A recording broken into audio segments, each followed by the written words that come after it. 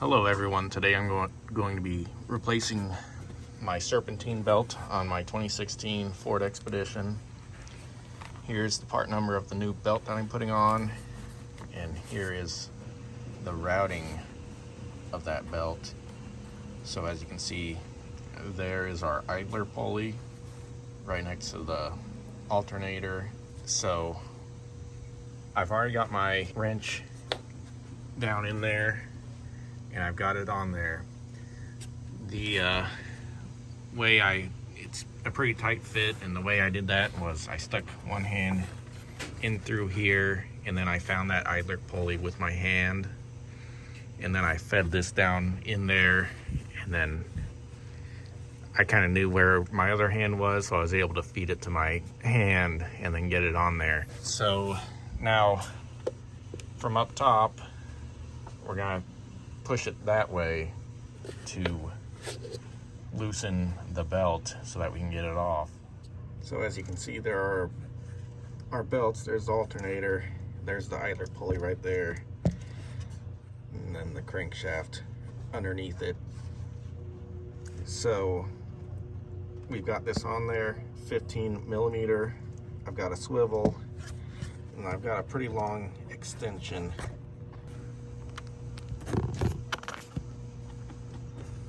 And then just work the belt off of one of the pulleys.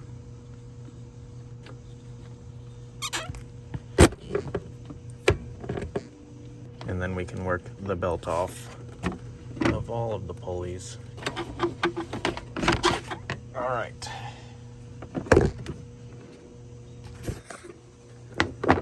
So we've got the old belt off, and it was starting to squeak, especially when it was raining, and it's time to change it anyway, but I'm going to save this just in case. I'll just store it somewhere here in the engine bay. So anyway, now we've got to get this new belt kind of in place, and then we'll feed it over the idler pulley tensioner.